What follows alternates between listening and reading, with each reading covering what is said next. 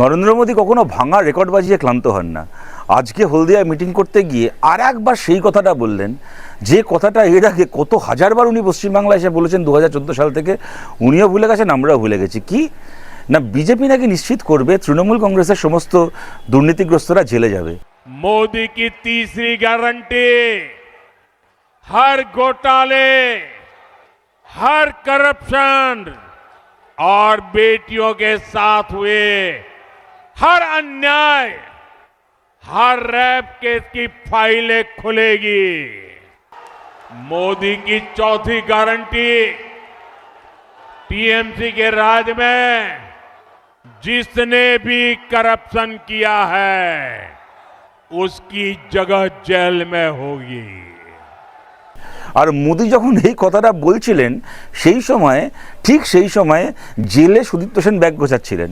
একটু পরে জেলের দরজা খুলে যাবে, সুদীপ্ত সেন জেল থেকে বেরিয়ে আসবে। সেই সুদীপ্ত সেন 2014 সালে যার সারদা, এবং খালি সারদা বলে নয়, তার পাশাপাশি রোজভ্যালি সব কিছু মিলিয়ে গোটা চিটফান্ডের তদন্ত, আমাদের বামপন্থীদের লড়াইয়ের ফলে বিকাশ ভট্টাচার্যের করা মামলা, আব্দুল মান্নান সেই সময় কংগ্রেসের নেতা একটা ভূমিকা পালন করেছিলেন, তিনি সেই নিয়ে কোর্টে গেছিলেন, ইত্যাদি ইত্যাদি।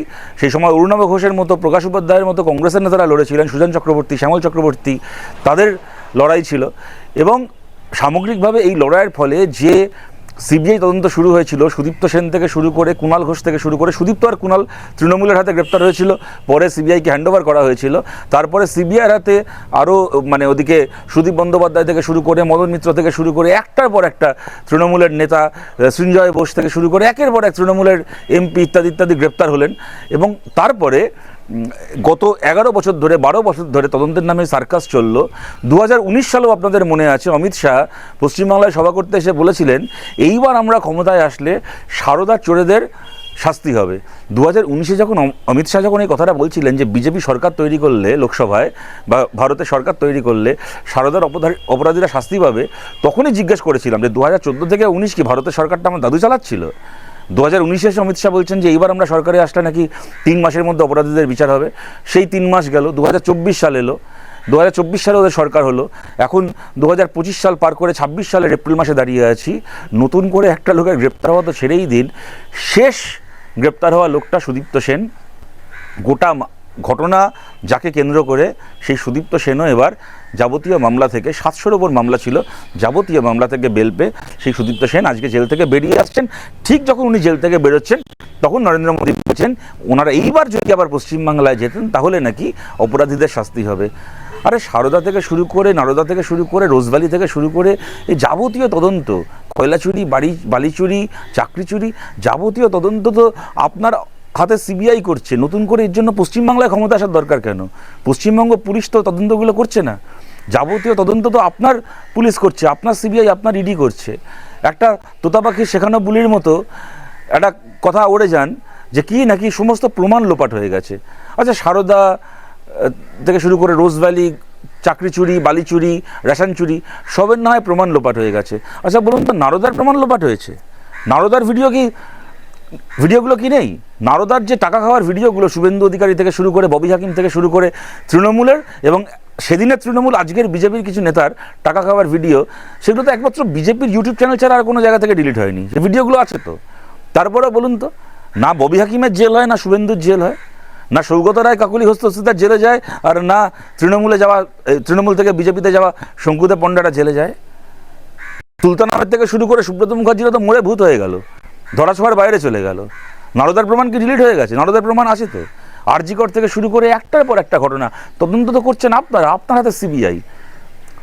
আসল মাথা সারদার জেল থেকে বেরিয়ে যাচ্ছে, আর আপনার লজ্জা করেন, আপনি হলদিয়া দাঁড়িয়ে সভা করে বলছেন নাকি আপনারা নাকি এবার চোরগুলোকে নাকি জেলে ভরবেন। দাঁড়িয়ে ওখানে বলছেন যে সীমান্তে নাকি আপনারা আসলে অনুপ্রবেশ বন্ধ হবে। मोदी की 5वीं गारंटी, जो शरणार्थी हैं उन्हें संविधान के तहत हर हक मिलेगा, लेकिन जो घुसपैठिए हैं उनको खदेड़ा जाएगा, उनको भारत में नहीं रहने दिया जाएगा।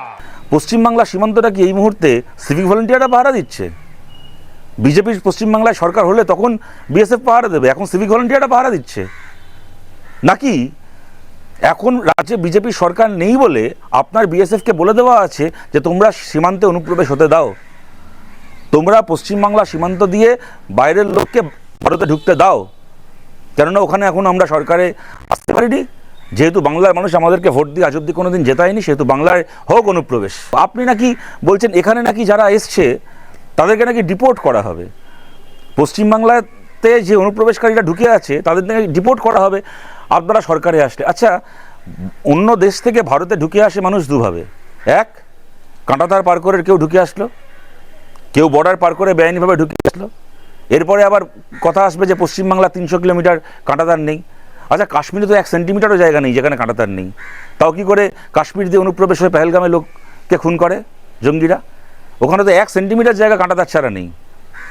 যাই হোক, হয় বেআইনিভাবে সীমান্ত পার করে লোকে ঢুকছে, অথবা কেউ হয়তো ভিসা পাসপোর্ট নিয়ে ঢুকছে, কেউ হয়তো মেডিকেল ভিসা নিয়ে চিকিৎসা করাতে, কেউ হয়তো পড়াশোনা করতে, কেউ হয়তো ভারতে বেড়াতে আসছে, অন্য কোনোভাবে ভারতে ঢুকছে, তারপরে তারা ভারতে থেকে যাচ্ছে, ভিসার মেয়াদ শেষ হয়ে যাওয়ার পরও তারা বেআইনিভাবে ভারতে থেকে যাচ্ছে। উভয় ক্ষেত্রেই তাদেরকে চিহ্নিত করার দায়িত্ব বিদেশ মন্ত্রকের, যদি সীমান্ত পার হয়ে আসে তাদেরকে চিহ্নিত করার দায়িত্ব স্বরাষ্ট্র মন্ত্রকের, এবং যদি কেউ ভিসা পাসপোর্ট নিয়ে এসে তারপরে ভারতে টার্ম শেষ হওয়ার পরেও অবৈধভাবে থেকে যায় তাকে চিহ্নিত করার দায়িত্ব বিদেশ মন্ত্রকের। দুটোই তো আপনার দপ্তর। এর জন্য পশ্চিমবাংলায় আপনাকে সরকারে আসতে হবে কেন? আপনি যদি চান যে ভারতে অনুপ্রবেশ সমস্যা শেষ হোক, তাহলে আপনি কেন ইচ্ছে করে বিএসএফকে অ্যালাউ করে রেখেছেন? কেন বিএসএফকে এই নির্দেশ দিয়ে রেখেছেন যে পশ্চিমবাংলা সীমান্ত দিয়ে অনুপ্রবেশ হতে দাও? এবং সবচেয়ে বড় কথা হচ্ছে আপনারা নাকি ডিপোর্ট করবেন অবৈধ অনুপ্রবেশকারীদেরকে। মনমোহন সিং, যে মনমোহন সিংকে নিয়ে আমরা এত সমালোচনা করেছি এবং আজও মনে করি না সমালোচনাগুলো ভুল ছিল, সেই মনমোহন সিংয়ের সময়ও 88,000-এর ওপর 88,700 কতজনকে সেই সময় 2004 থেকে 14 10 বছরে রিপোর্ট করা হয়েছিল। আর মোদি আসার পরে গত 11 বছরে 2014 থেকে 25 গত বছর পর্যন্ত তথ্য অনুযায়ী যেটা মনমোহন সিংয়ের আমলে হয়েছিল 10 বছরে 88,000-এর ওপর, সেটা মোদির আমলে হয়েছে 5,200 ডিপোর্টেশন। তারপরে আপনি বলছেন নাকি আপনাকে ভোট দিলে আপনি নাকি ডিপোর্ট করবেন। দয়া করে আপনাকে বলছি, আপনারা ভারতের প্রধানমন্ত্রী, পরিষ্কার বলে দিন তৃণমূলের চোরেদেরকে আমরা ধরব না। আরএসএসের নির্দেশ রয়েছে কেজরিওয়ালকে ধরা যাবে, হেমন্ত সোরেনকে ধরা যাবে, কিন্তু মমতা ব্যানার্জি যেহেতু আমাদেরকে বিল পাস করতে সুবিধা করে দেয়, যেহেতু আরএসএসের প্রতিটা এজেন্ডাকে সরকারের টাকায় মন্দির তৈরি করা হোক, ওয়াকফ সংশোধনী হোক, মুসলিম ওবিসি রিজার্ভেশন বন্ধ করে দেওয়া হোক, যাবতীয় আরএসএসের এজেন্ডাকে যেহেতু মমতা বন্দ্যোপাধ্যায় হাতে কলমে পশ্চিমবাংলায় ইমপ্লিমেন্ট করছেন এবং কেন্দ্রে আমাদেরকে বিল পাস করতে সাহায্য করছেন, সুতরাং আমরা ওনাকে ঘাঁটাবো না। পরিষ্কার এটা বলে দিন। ধর্মের নামে ভোট চান, জাতের নামে ভোট চান, গরুর মাংস শুয়োরের মাংসের নামে ভোট চান, যার দেওয়ার সে দেবে, যার দেওয়ার নয় দেবে না, আপনি প্লেন ধরে বাড়ি চলে যান। প্রত্যেকবার এসে আমরা এবার জিতলে তৃণমূলের অপরাধীদেরকে গ্রেপ্তার করব এই কথা বলে কমেডি সার্কাস করে যাবেন না। আজকে সুদীপ্ত সেন জেল থেকে বেরোচ্ছে, ব্যাগ গুছোচ্ছে, আর আপনি সেই সময় দাঁড়িয়ে তৃণমূলের চোরেদেরকে গ্রেপ্তার করার গল্প শোনাচ্ছেন। নিজের মর্যাদা না থাক, ভারতের প্রধানমন্ত্রীর চেয়ারের একটা মর্যাদা রাখুন।